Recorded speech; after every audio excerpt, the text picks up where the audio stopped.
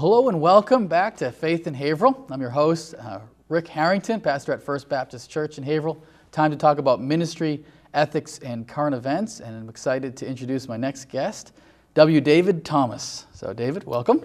Thank you very much, Rick. It's a pleasure being here. That's good to have you. And what does the W stand for? Walter. Walter, but you've gone by your middle name. I have, my dad's name was Walter. My grandfather's name was Walter. My mother, thanks be to God, said, no more Walters. David is just fine. Okay. And David, you've been a guest on Haverhill Community TV many times, so you may be a familiar face to folks. I hope so. Tell us a little bit about yourself, about your family and your background. Well, I came to Haverhill in 1972. Actually had spent my first years of elementary school in Columbus, Ohio, and then high school in Lexington, Kentucky. And went to college in New York State, back to Kentucky for seminary. Okay. And then interviewed at a number of churches in Ohio, New York, and then finally in Haverhill. They were the first people to take me, so I was only too pleased to come. That was 1972 when I moved to Haverhill. Okay, all right. And did you grow up in a Christian home, or did you have a conversion? I did. My dad was a pastor, pastored in Columbus, Ohio, and in Kentucky. He also had a denominational job in New York State for the last part of his ministry. So I was blessed to have not only Christian parents, but I can say godly parents. They lived their faith and were marvelous examples to my brother and I. I had a younger brother who passed away in '93 of cancer. He also was a pastor over in upstate New York. Okay, all right. So you would be considered what we sometimes call a PK. I am a PK, pastor's kid. And you know, one of the interesting things about the church that I pastor now in Kingston, New Hampshire, is that we actually have 11 PKs in that congregation, that right? Rick. I have never been associated with a congregation who had such a large number of PKs, and they're all excellent people, very supportive. Oh, good to hear. They have great understanding of what it's like to live in a parsonage. That's good to know, because I got 2 PKs of my own. They're going to do good. Thanks. Thank you very much. So, so you would say you were a Christian from a very young age, maybe. Don't even remember the age. No, I had a very clear experience of faith when I was in the first grade, actually, and was attending, like a lot of children did in those days. There was an after-school Bible club that the school bus actually dropped us off at this home.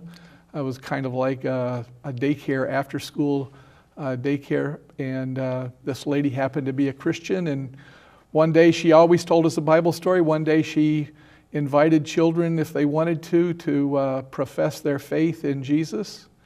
And I wanted to do that. I wanted to declare my allegiance to Jesus Christ. She prayed with me, and while we were praying, actually, my dad came in, and he had tears in his eyes, too, because it was an answer to prayer for him and my mom. So I like to think of my life as a pilgrimage, not unlike the long journeys of faith that Abraham and Isaac and Jacob had in the Old Testament. So there have been lots of places along the way where I needed clarification, understanding. I found that the more I know of God, the more I know about me, and consequently the richer and deeper my faith has been, and the living out of that faith in relationship to other people. Mm-hmm. Yeah. I mean, I usually look at the age 14 for myself when I came to call myself a Christian, but clearly God was at work well before that, and even at 14, it was very much a development process of thinking Absolutely. through stuff. And, yeah. So now, so first grade, you're trusting in Christ, but now the call to ministry. When did you know you wanted to be a pastor? That didn't happen until my teenage years. Okay. I think I first became exposed to the possibility of that at a summer camp. We went to a church camp, like a lot of young people did in those days, to church camp on Lake Erie, northern Ohio. And I met for the first time people who were serving the Lord in far-flung places, Indonesia, Japan, Kinshasa. I remember one man from Africa, Central Africa, South America. And one of the people speakers that week was very impressive. And it sounded like a grand adventure to me to be able to travel all over the world talking to people about Christ. So that's where it kind of started. It wasn't until I was in college when that was clarified. And this is kind of an interesting thing. I think that sometimes we don't acknowledge the importance of even just a few words that some influential person says to a young person. I'd actually at that point been accepted to journalism graduate school at Syracuse University. I'd kind of moved away from that call, if you will. And I went home at Christmas time, and I was asked to speak spontaneously on the moment on a New Year's Eve by the pastor of the church where my parents were attending. And I was kind of taken off guard. I thought, no time to prepare. So it was very spontaneous. I only spoke for about 6 minutes. But at the end of that, one of the influential men in that church came up to me and he said, not knowing my past, David, I think you ought to consider pastoral ministry. You have an ability with words to communicate. And that changed the next direction of my life. I went to seminary instead of to journalism school. Wow, excellent. Yeah. Oh, good. And you said you went to seminary in Kentucky. Was did. that Southern? It was Southern Seminary. It's a Baptist school by heritage. They let a few of us non-Baptists attend, which was nice. Had a great education there. Enjoyed studying and working and preparing. A lot of mentoring happened during that time. They used to call it field work.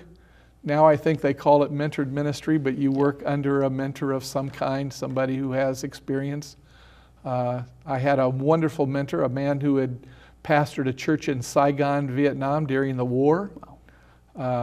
He was a great example, had lots of healthy conversations about the good, the bad, and the ugly, and just the practicalities of ministry too.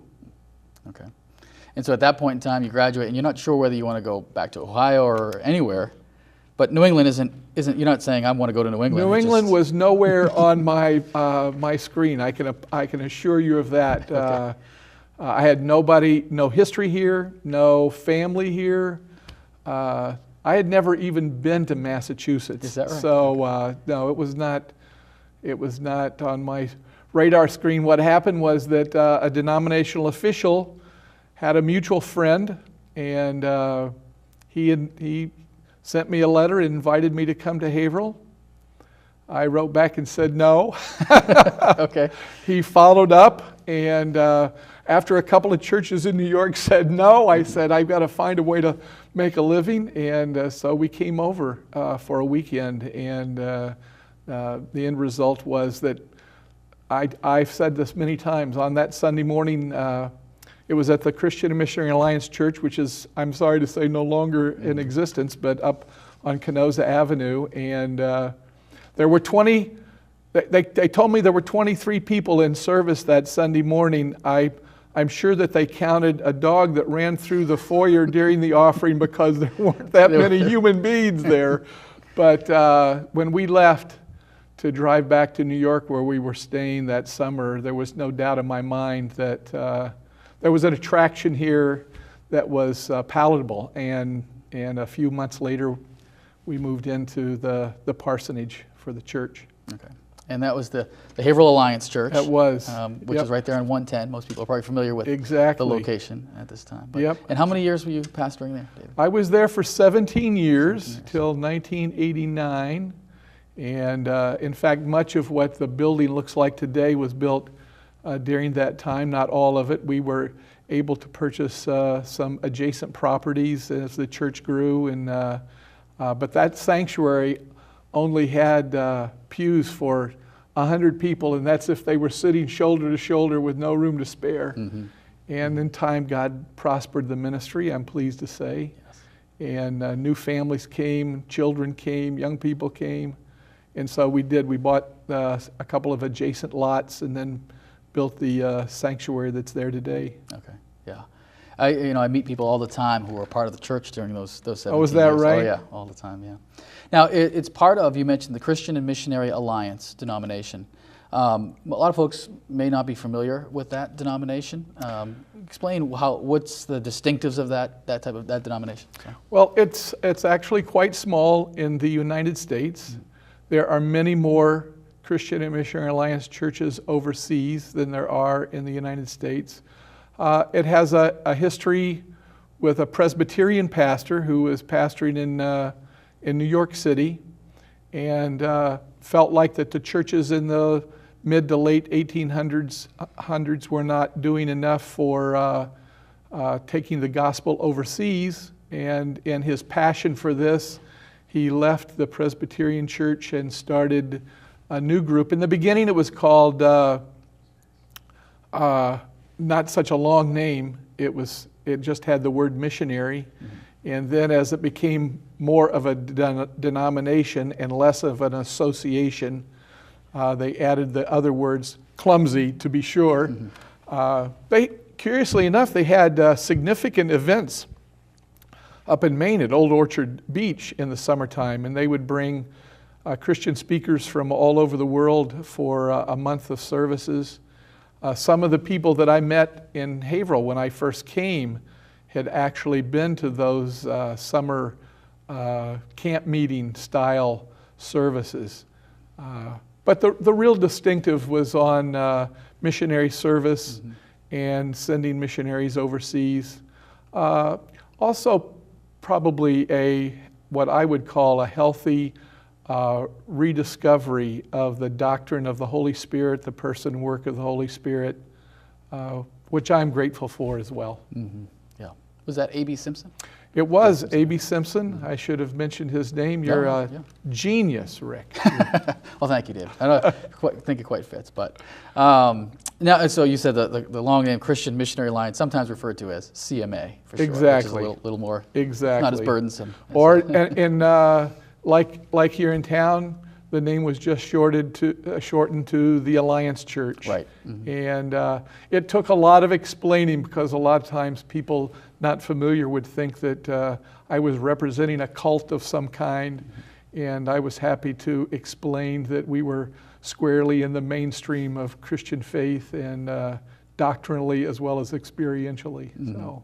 Now, was that the church you grew up in? You had mentioned. I did. Okay. Right. Absolutely. Okay, good. Now, you'd also referred to the fact that it recently disbanded. The name was changed to Transformation Road, so people may have noticed that. And then recently it disbanded. Was that a tough thing to see for you, David? You know, I was not prepared for that. I knew that that in terms of a philosophy of ministry, they had changed the name to Transformation Road. But I remember very clearly the day that I was driving into town, and when I come from New Hampshire, I come down 108 to 110, and I came past the church building and I saw the sign had been changed. And gosh, I have a lot of wonderful, happy memories associated with that place. The parsonage is on the back part of that property, and I remember in '76 when we built that parsonage, and my little family moved into that home where we lived for those years. And I must tell you, Rick, maybe you know more about this than I do because you've talked to some folks, but as my life has been lengthened and I've seen what happens in other congregations, I think the congregational life of the people who were there was rich and deep. There was a lot of love and mutual support, family life. People were engaged with each other. There was a lot of healthy ministry. People were welcomed regardless of their socioeconomic background, racial background, ethnic backgrounds. And so it was, as I look back on it, I look back on it as recognizing how unusual and special it was. People were experiencing what the Apostle Paul said in the New Testament. There's no more rich or poor, male or female, Greek or barbarian, educated, uneducated. We were one in our faith in Jesus Christ, and people were tight with each other. And the building, a lot of that building was built with volunteer labor. Ministry was rich with people who volunteered time and outreach. So, yeah, that was a special time. And when I saw that, I was pleased. You know, come to think of it, the first sign I saw was a for sale sign. That was the real hit in the gut. And when I saw that that United Granite had rented the building, I was pleased. In fact, the first time I saw that sign, there were some lights on. I stopped and went in and said hello to the people that were there. Oh, good. And told them how pleased that I was that Christian people would be using the building. That made me, I recovered a little bit from the shock, if you will. Yes, yeah, yep, good. So currently it's a branch of Granite United Church, which is I think based in Salem. I think so. It's still a functioning church building at this point. And these people had been in Haverhill for a while, so even their presence in Haverhill is not entirely new. I remember when they started, I think they rented at the high school first. I hope I'm not giving misinformation. I think that's true. That's what I've heard too, yes. Good. But they're obviously a solid group with keen on outreach, or they wouldn't be growing in the ways they have been. Absolutely. Yeah, we can rejoice in that for sure. Absolutely. Yeah, good. So after 17 years, you transitioned to Bethany Community Services. Did I get that right? Is the terminology?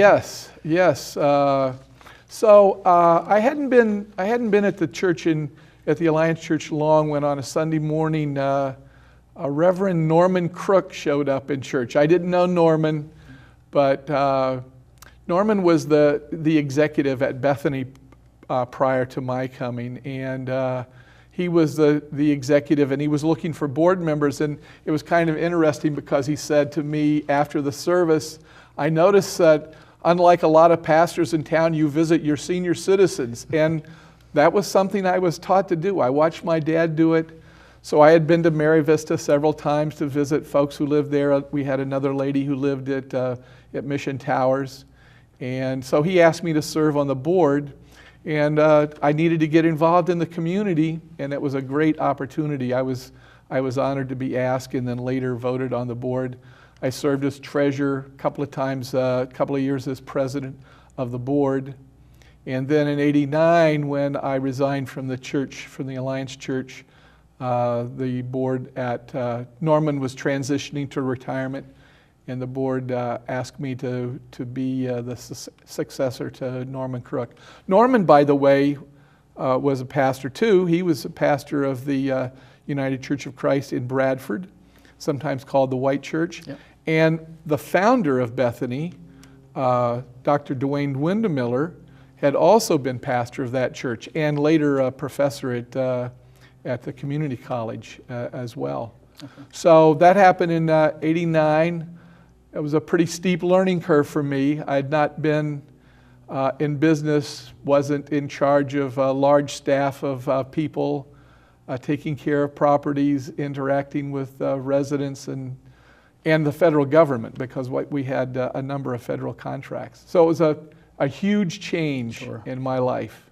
Yep. Yeah. And tell us about Bethany Community Services. What those who may not be familiar with what they do here in Haverhill.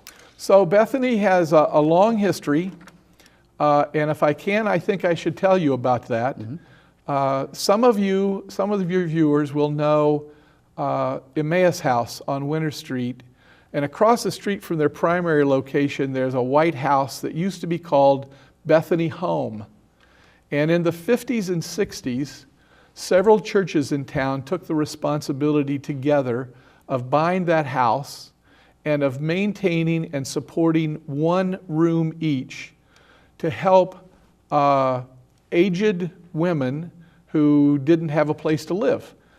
In many cases, these women were in fact homeless. At the time, there was no homeless work, ministry, federal programs, but the churches welcomed these women, gave them a place to live. There was a matron who prepared 3 meals a day. And the parlor of that building is where the Haverhill clergy met. Okay. And then in the 60s, along came Lyndon Johnson and his War on Poverty programs.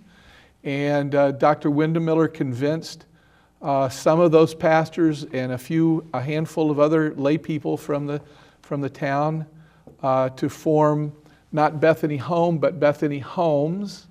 And they submitted an application for a grant to the federal government, what was called 202 housing, Section 202 housing.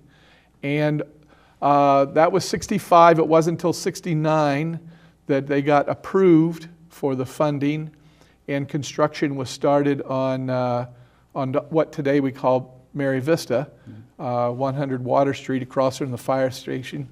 150 apartments there for people who were income as well as age qualified. So the mission of Bethany was to provide housing and social services principally to low or lower income folks.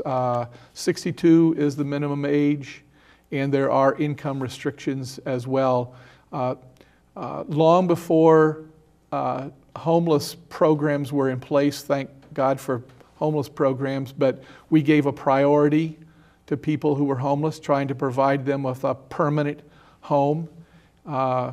So Mary Vista was built. 5 or 6 years later, Mission Towers was built. They were just opening Mission Towers when I moved to Haverhill in 1972.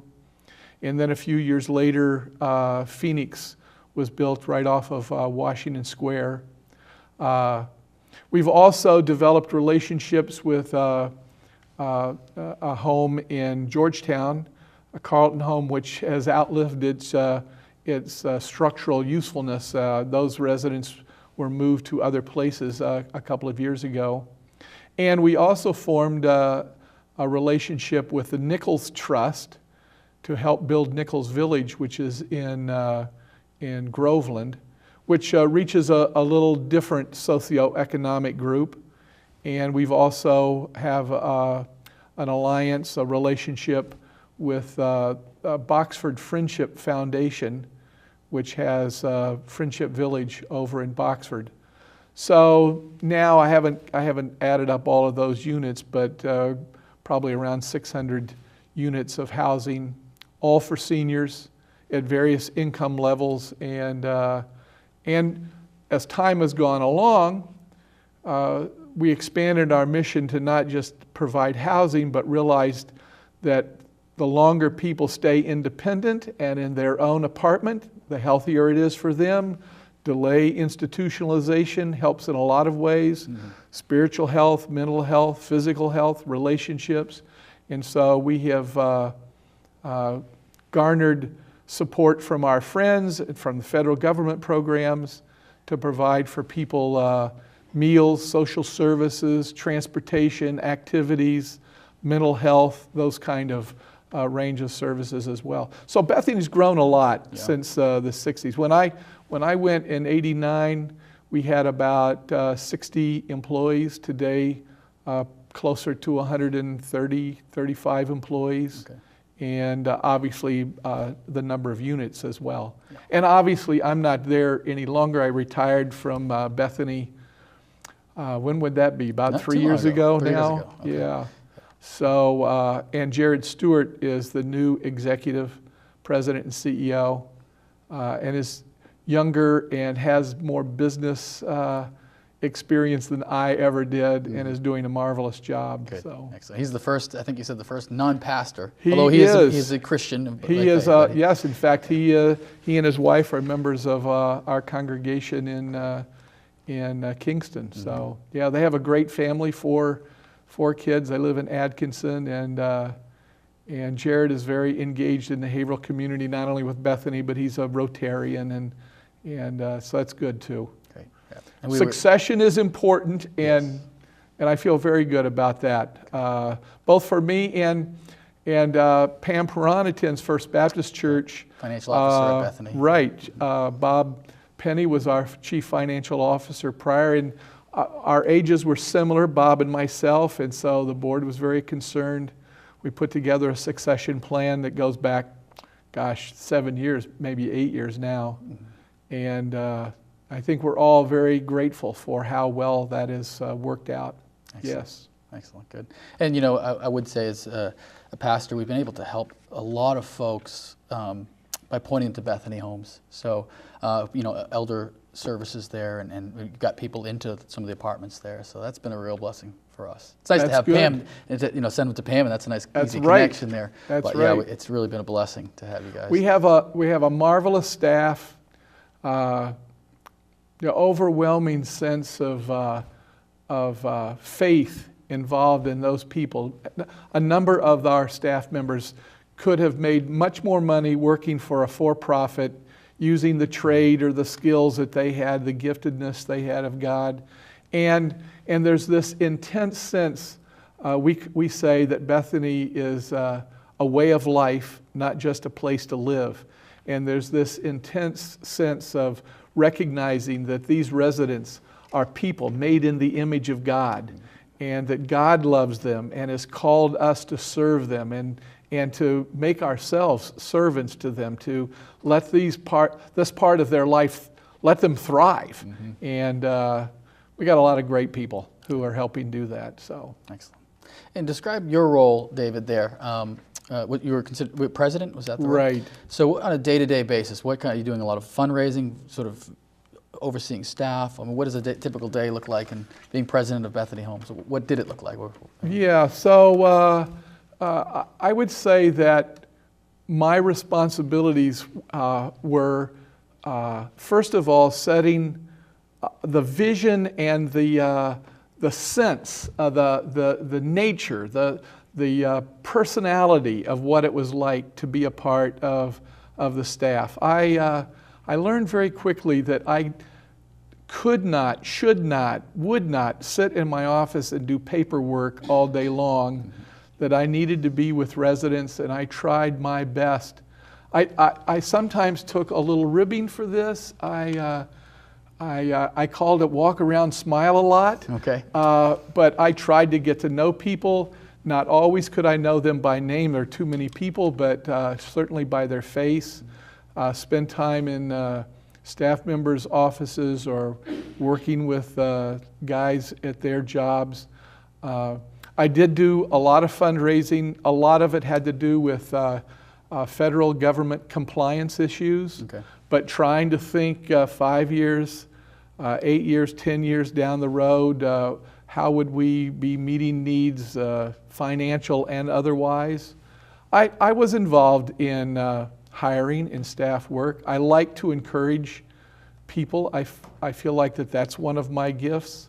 I like to help people reach their highest potential. It sounds maybe to some people braggadocious, but I like to say to people, you know what, I can help you be better. Sometimes I may tell you something that makes you feel initially uncomfortable, but my motivation, I promise, is to help you move forward and improve. Mm-hmm. So that's my goal, and I enjoyed doing that. Some of it was developing these relationships with the Friendship Foundation in Boxford or with Nichols Village as well. Okay. So in some ways, there's a lot of connections, or a lot of your pastoral experience really played into a lot of your role as president. I like to think that that's the truth. Mm-hmm. And as I say that, I have to be honest and say that my lack of business training made that part of the job a challenge to me. Mm-hmm. And I was grateful that we had some really keen people on our board. Don Beaton was a financial person in Haverhill for a long time, a trustee at one of the big banks. Paul Johnson was a CPA down in Malden. These folks carried me along in that regard and helped me to learn and to anticipate and plan. So, every gift has a corresponding downside to it. And so when you find your gift, then you need to find people who can help you be supported at the place where your weaknesses are. So, absolutely. Definitely. Yeah. So you decided to go back into pastoral ministry. You kind of referred to it. About 3 years ago, you decided to step aside from Bethany Homes and go back into pastoral ministry. So the story's actually longer than that. Okay. So from '89 into the late '90s, I never left pastoral ministry per se. I did a lot of pulpit supply. That means a church filling in for pastors who were on vacation, or maybe the pastor had moved away, gone on to another position. So I traveled around New England doing retreats, summer speaking engagements, speaking in churches from New Jersey, New York, Maine, New Hampshire. When my brother was dying of cancer over in New York, I drove a lot of weekends to New York and filled the pulpit for him at a rather large church that he pastored there.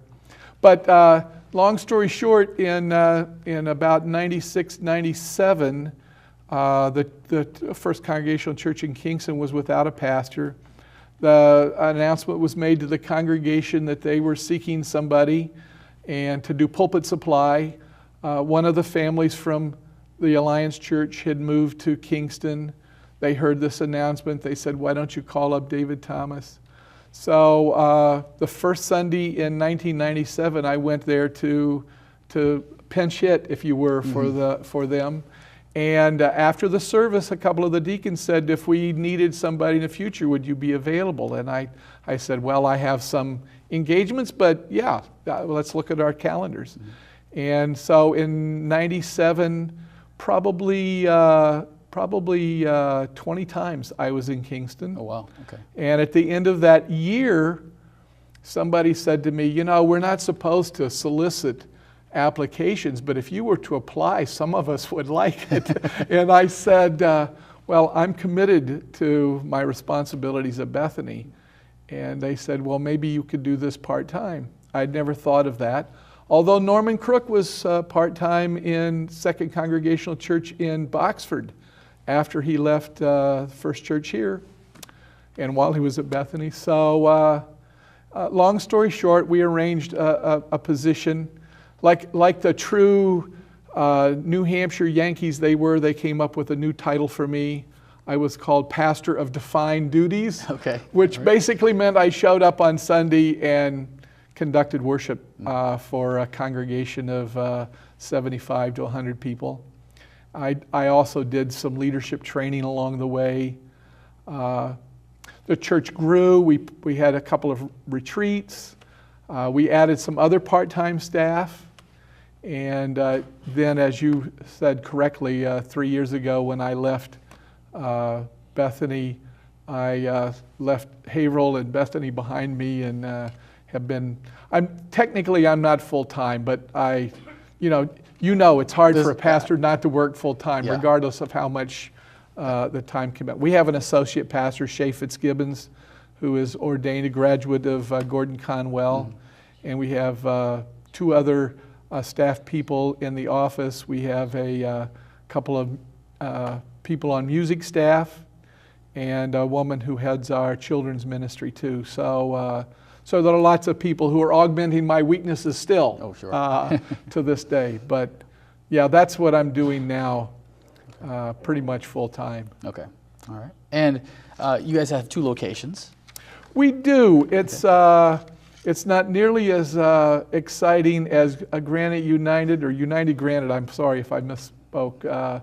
But there was a vacant church building in Newton, just up 108, and our congregation voted to, I say purchase, but it was basically $1. To take over the building as long as we used it for church services. Okay. And so we started a service on Saturday night, and it hasn't grown as quickly as we hoped, frankly, but we have a congregation of 50 to 75 on Saturday night, 60 people, and it's a lot more informal, kind of mixture of contemporary and traditional music. But it's been a good presence, and new people have come, and for that we're grateful. By the way, we were just voted by the people of Newton the best place to worship in Newton. So I'm not sure that the caveat on Saturday night was in there too. Maybe, I don't know. I was shocked when I read it in the paper. But anyway, we're pleased for the publicity. Okay. And the idea of churches having multiple locations has become more popular. You mentioned Granite United. So do you preach at both? Is that how you do it? I David? do. Okay. The musicians are all different. And I know a lot of these places that are much more successful, bigger at it than we are, use simulcast of one kind or another, or maybe video. We haven't done that. So I do. I preach on Saturday night. The service is at 5 o'clock. And then on Sunday morning, we have a service at 8:45 and a second service at 10:30. So it's the same teaching concept, content, but it's people sometimes who visit one or the other services, or maybe even go to more than one service for some reason on a weekend, will tell you that the presentation is different because it's a different dynamic. The space is different. The number of people is different, and so. You know from your speaking history that it just creates a different level of interaction between yourself, and I like that informal teaching kind of, and sometimes even interacting with people during the sermon, which you probably wouldn't typically experience in a more traditional service of some kind. Sure. Yeah, absolutely.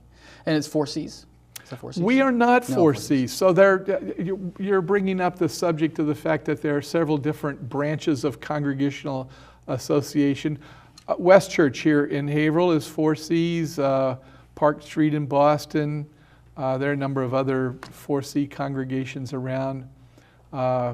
We are associated with the National Association of Congregational Christian Churches. Okay. So it's about the same size as the 4 C's, a little different, but the same congregational style of government. Worship services, you wouldn't notice too much difference, frankly. Sure. But yeah. Okay. And I'm of an evangelical theological bent, so I have a lot of affinity for the 4 C's. Shay, our associate pastor, was actually ordained in the 4 C's group. Yeah. Yeah, those two denominations seem to have a lot in common. Yeah. Yeah. Good. Yep. Good. Well, David, I want to transition a little bit and to ask you a number of questions on leadership, because you've had a long history of leadership, both in the local church and in business as well. So a number of different questions, and you're not going to stump me, are you? We'll see. We'll see how it goes. But some of these might be short answers, some may be a little longer. But a common question people ask, and your thoughts on, are leaders born or are they trained? Oh, I like that argument. I think that leadership is related to your giftedness. And so some people might say that in that respect, they're born. But we are all leaders. We're all leaders. Mothers, fathers are leaders. Whatever business you're in, you may have responsibility for only a couple of people, or you may be leading dozens of people. But everybody's a leader. So the best thing we can all do is understand that leaders can be trained. Whatever gift you started out with, you can advance your skills. You can sharpen the tools in your toolbox, is the old analogy. And I have found recently there's more available, especially to people in churches. There's many more resources available to people now than there were when I was just starting out. You may be familiar, Rick, with the Leadership Summit that is broadcast from Willow Creek. And I have found a lot of help. But a lot of the people who go to those leadership seminars are not pastors. They don't have big titles in corporations or whatever, because there's just a lot to be learned about relating. Curiously, one of the things that has most impacted me recently is the whole subject of candor, of being transparent, of being willing to embrace your weaknesses, to be honest about them. And I think that these big national seminars in the beginning tried to emphasize success, success, success. And I think they were missing something, and more recently, more of them books. There's an excellent book entitled Humilitas. I encourage people because it encourages people to be honest with themselves, to be candid, to be transparent, not to be afraid of letting people know who may be your employees or your staff people that you have weaknesses too, that you have things in your past that have been the source of shame. I think that people are able to identify so I've gone way past your initial question, but the point is that whether we're born with giftedness with regard to leadership, we all need to sharpen our skills, and those are skills that can be learned. Time management, how to relate to people, how to gain people's confidence, building team spirit, those are all skills that people can learn and should learn. Mm-hmm. Good. Let's see. What leaders have influenced you? That could be somebody on the larger scale that people have heard of, maybe, or maybe personally, some people who have influenced you, David. Wow. Leaders who have influenced me. I would be mistaken if I didn't mention my dad. Mm-hmm. Dad never ran a big corporation. He never pastored a big church. But his giftedness, his concern for people, I think that's where that walk around, smile a lot thing came from. Mm-hmm. Okay. That Dad cared about individuals. He wanted to know your name, where you came from, how you got to where you are, how could he encourage you. So that was a big impact on my life. That pastor in Louisville, Kentucky, who was a pastor in Saigon, had sharp management skills. I learned time management from a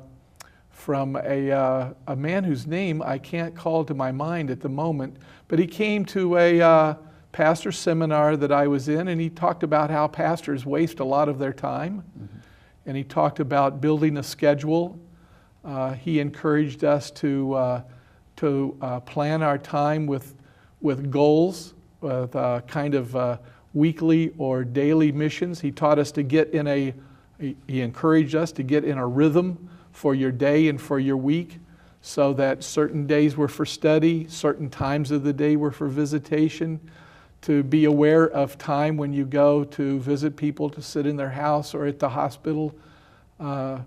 Those kind of skills served me very well, not only in the pastorate, but at Bethany, where you're constantly, people are wanting more of your time, and there are deadlines involved. I have benefited from those Willow Creek conferences too. I can't think of one person in those seminars who has influenced me more than others, but they have all been helpful. Okay, excellent. Good. Sorry, no more names, Rick. That's good. That's a good start. So, how about this one here? What has been your biggest challenge as a leader, and how did you handle it, David? Well, I would say, and I'm going to be candid, I'm going to say being disappointed with myself or other people is the biggest challenge. Those disappointments lead to leaders being discouraged.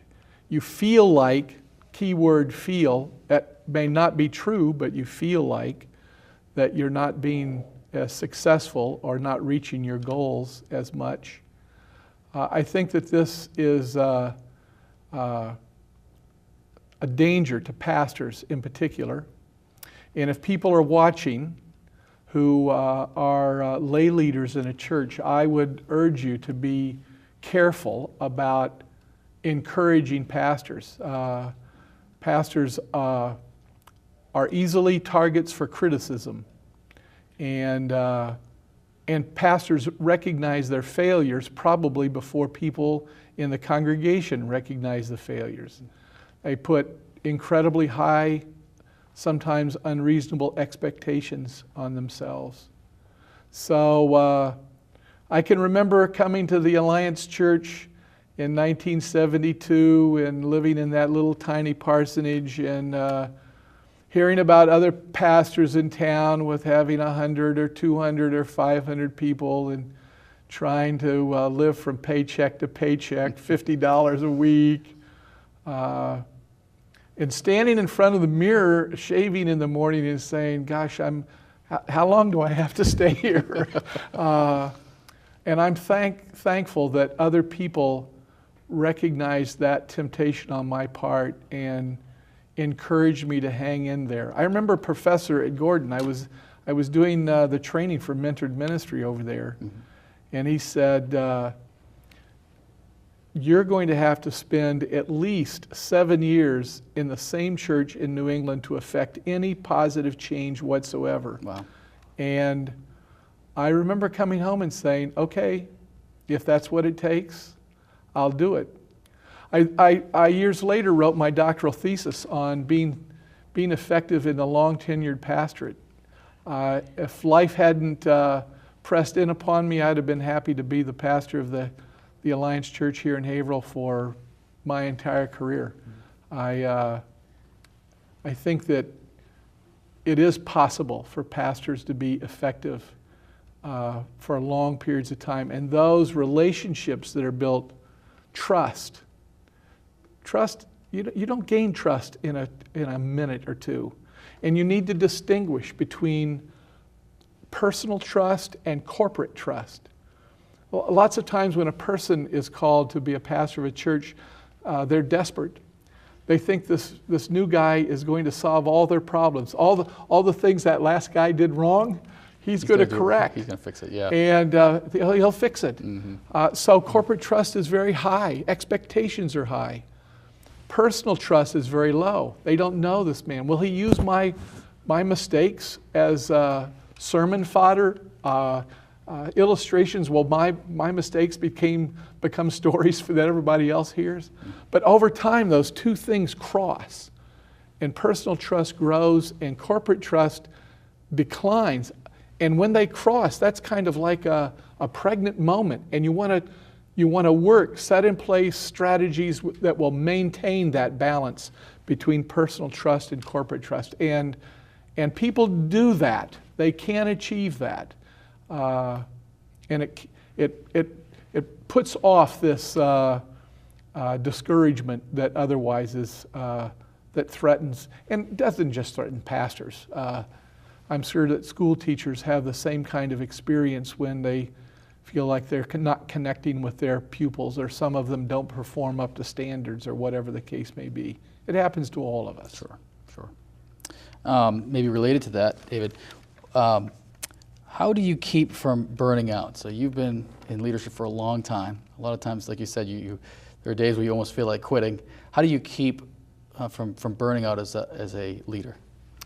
So this obviously is a huge issue for those of us who like to stay one place for a long time, because what often happens is that somebody burns out in one place, and that burnout is evident to other people, and so they go someplace else. So a pastor has 4 years worth of sermons, and they preach those 4 years worth of sermons 6 or 8 times in 6 or 8 different churches, rather than being successful and effective over time. So there's a couple of really important strategies. You want to make sure that you are taking care of your personal health, mental health, spiritual health, physical health. In one of those times when I was tempted, I started riding a bicycle, and to this day, riding a bicycle 150, 175 times a year helps me clear my mind. It's part of I don't ride with other people. I'm the lonesome bike rider because it's healthy for me to do that. For other people, they do other things, but that taking care of your health is an important thing, and your spiritual health. Pastors especially need to be in places where somebody is speaking spiritual, biblical truth into their lives. They're giving out all the time. So annual retreats of some kind, sometimes personal, private retreats, sometimes spiritual retreats where other people are speaking. Learning new skills is a very important. I think that developing family life, making sure that you're seeing different places. Churches ought to plan for pastors to have sabbaticals so that they can have whatever length of time the church can afford, but whether it's 2 months or 5 months or longer, so that part of that would be study, part of it's just travel, experiencing other places, visiting other churches. At one point in time, I was at the church in Haverhill, and the church gave me time, and for 4 months, I worshiped in a different large church around New England every Sunday and interviewed the pastor, had an hour. Obviously, it took planning to set this up, but I worshiped in their services and then got to talk to that pastor for an hour afterwards to try to learn from their experience. So those are the kinds of things I think that are helpful. But everybody can burn out, so pacing yourself, learning your own to set personal boundaries, and and it changes with time too. I'm nearly 70 years old. I've recognized that my energy level is not what it was when I was 35. I can't expect myself to do that. I can be honest about what I'm able to do today. Does that? It does. Are those things helpful? Oh, that's excellent. Yes, thank you, David. In fact, maybe think of you had mentioned the summit. Bill Hybels tells the story. He's the pastor who heads up the summit, where he was getting close to burnout and went to get some counseling help. And the counselor said, "Well, do you have any hobbies?" "No, I don't have any hobbies." And he said, "Well, any hobbies from your childhood?" He said, "I like to sail, but I can't be a pastor who sails because people will talk about that." And the counselor wisely said, "You can either be the pastor that everybody talked about how you burned out and tragically ended your ministry, or you can just deal with the fact that people say, okay, he's a pastor who does sailing." So I think just the idea of when you talked about bicycling, reminded me of the idea of having some even physical, exercise or something that's getting you away from the office and away from things and keeping you. I think bicycling is much more likely to be in the expense category that is reasonable for the pastors that you and I know. Probably, that sailing, yes, yeah. But I understand Bill Hybels had some resources beyond himself that helped him with that as well too. Sure. But the principle applies to all of us, no matter how little or how large our financial resources are, for sure. Definitely. Yeah. I think reasonable expectations. So I'm always concerned when the summit comes around that some of these younger pastors go to the summit and they come to believe intuitively, without anybody actually saying it, that if they don't reach the status of Bill Hybels or somebody comparable to him, somebody with 8 campuses and crowds of 1,000 and television programs, that somehow that makes them ineffective or not successful. And I remember a counselor in my seminary years telling me that I had high expectations for myself, and that was fine, but I needed to be careful about imposing those high expectations on other people, and to be reasonable about the expectations for myself, because unreasonable expectation sets us up for failure as well. Good. A question about, and you've already touched on this earlier in the interview, succession and knowing when it's time to step aside from leadership, and the importance of training up other leaders. So I hope nobody from Kingston is watching this, because there's a lot of nervousness in Kingston, because in January will turn 70. I'm very grateful for the great relationship I have with the people there. But the elders of that congregation and I have already started working on a succession plan. Frankly, right now, I don't know when it will be. I don't want it to happen as a surprise. I don't want it to happen as an emergency.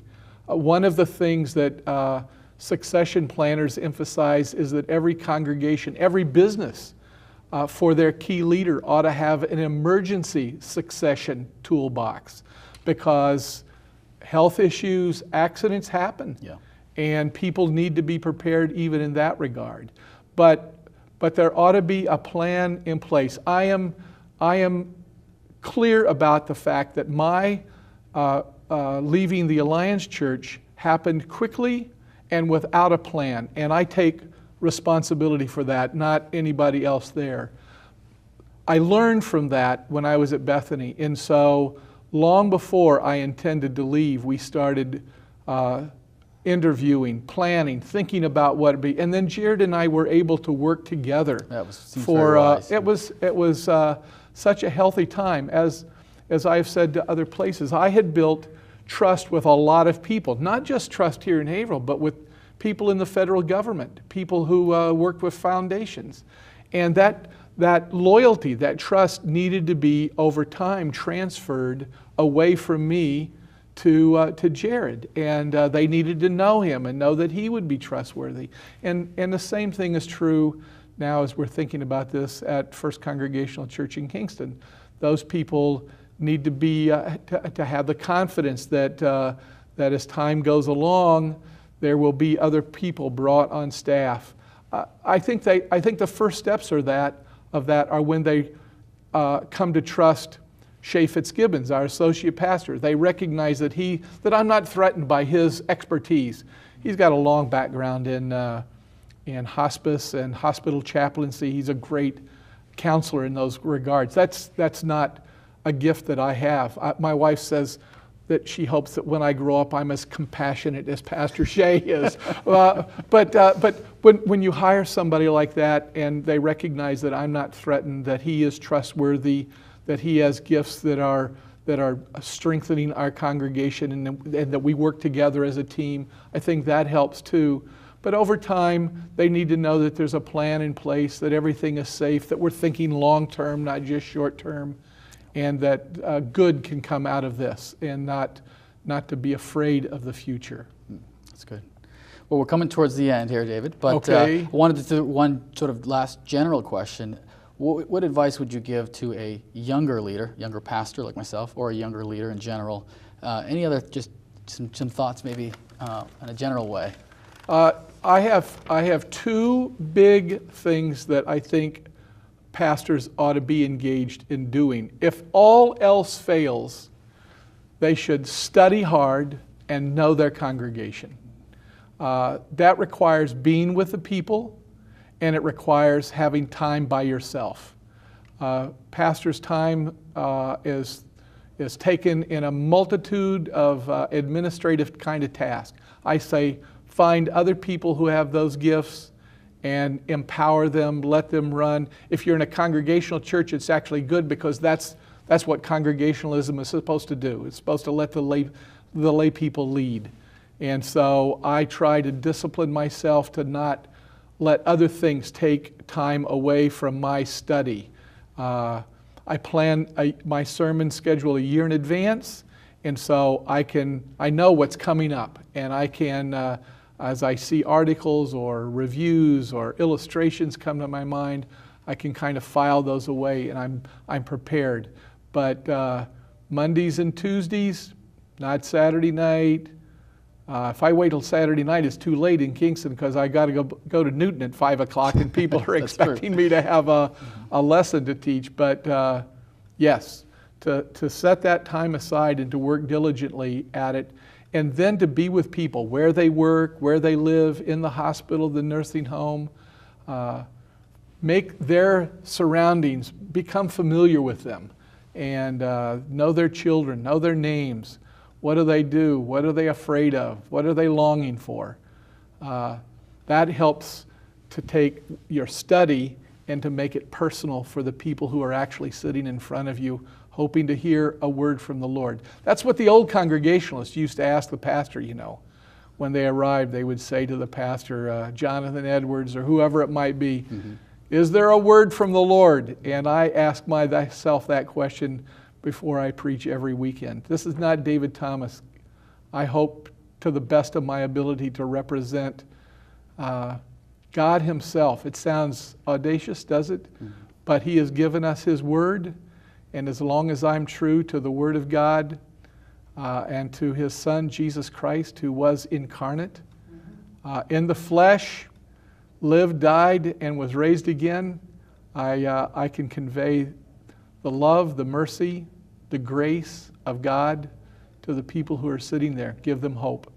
Amen. Amen.